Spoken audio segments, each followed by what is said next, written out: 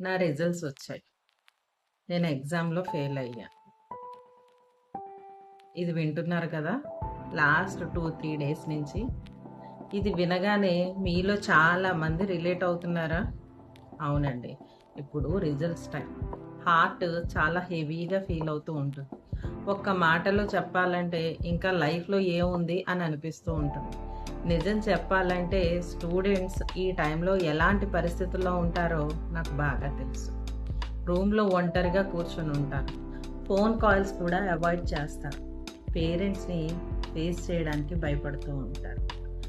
అలాగే ఫ్రెండ్స్ తోటి వాళ్ళకి వాళ్ళే కంపేర్ చేసుకోవడం మొదలుపెడతారు.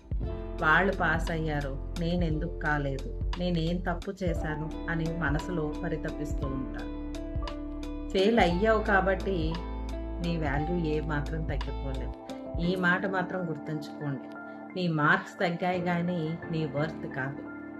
ప్రతి ఫెయిల్ అయిన స్టూడెంట్‌కి నేను చెప్పే విషయం ఇది. మీకు అంతగా కావాలంటే ఇంకొక విషయం చెప్తున్నాను. రామాయణంలో ఒక గొప్ప సంఘటన ఉంది. సముద్రం దాటాల్సిన పరిస్థితి వచ్చింది. అందరూ చూస్తున్నారు. కానీ ఎవ్వరికీ ఆ కాన్ఫిడెన్స్ రాలేదు. అప్పుడు హనుమంతుడు కూడా డౌట్‌లోనే ఉన్నాడు. అదే సెల్ఫ్ డౌట్. నేను చెయ్యగలనా? నా వల్ల అవుతుందా? అని. ఇది ఇప్పుడు చాలా మంది స్టూడెంట్స్ పరిస్థితి ఇలానే ఉంది. అప్పుడే జాంబవంతుడు వచ్చాడు. జాంబవంతుడు వచ్చి హనుమంతుడికి ఒకే ఒక్క విషయం చెప్పాడు. నీకు ఉన్న శక్తి నువ్వు మర్చిపోయావు అని అన్నాడు. అంతే. హనుమంతుడికి ఏమీ కొత్త శక్తి ఏమీ రాలేదు. అది ఎక్కడి నుంచో కూడా రాలేదు. ఉన్న శక్తిని మాత్రమే జాంబవంతుడు గుర్తు చేయాల్సి వచ్చింది. అలాగే మరొక ఎగ్జాంపుల్ చూస్తే మనందరికీ తెలిసిన కలాం గారు చాలా సింపుల్ బ్యాక్గ్రౌండ్ నుంచి వచ్చారు. ఫెయిల్యూర్స్ కూడా చాలా ఎదుర్కొన్నారు. కానీ అక్కడితో ఆగిపోయారా?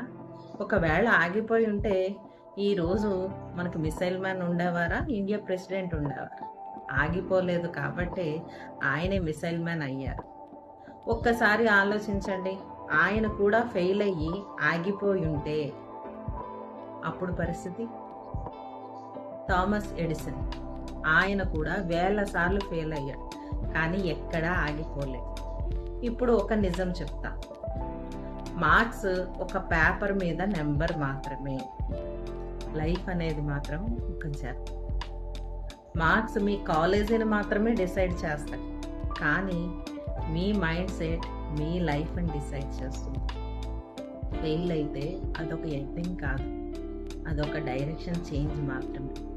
ఇప్పుడు ఏం చెయ్యాలి అని అంటారా? అయితే ఈ పని చేయండి. ఫస్ట్ 2 డేస్ మీ ఎమోషన్స్ అన్నీ సెటిల్ డౌన్ చేసుకోండి. ఒంటరిగా అస్సలు ఏమాత్రం ఉండద్దు. పక్క వాళ్ళతోటి మాట్లాడుతూ ఉండండి. ఎక్కడ తప్పు జరిగిందో అనలైజ్ చేసుకోండి. అంతేకాకుండా మళ్ళీ కాన్ఫిడెంట్ తోటి చిన్నగా రీస్టార్ట్ చేయండి. అలా కాకుండా మీరే టాపర్స్ అయ్యారా? ఒకవేళ టాపర్ అయితే చాలా గ్రేట్. కానీ ఈగో వద్దు. లైఫ్ ఇంకా చాలా ఉంది. అది మాత్రం గుర్తుంచుకోండి. మీరు మీ మార్క్స్ కాదు, మీరు మీ కరేజ్. మీరు మళ్ళీ లేచి ధైర్యంగా ముందుకెళ్లే శక్తి. హనుమంతుడికి గుర్తు చేయాల్సి వచ్చింది. మరి మీకు కూడా అదే అవసరం ఉంది కదా. Believe in your self. మీరు ఇప్పుడు లోగా ఫీల్ అవుతున్నారా? కన్ఫ్యూజ్ అవుతున్నారా? నాకు స్ట్రాంగ్ అని ఒక మెసేజ్ చేయండి. మీ కాన్ఫిడెన్స్ని బిల్డ్ చేయడంలో నేను మీకు సపోర్ట్ చేస్తాను. నేను మీకు గైడ్ చేస్తాను.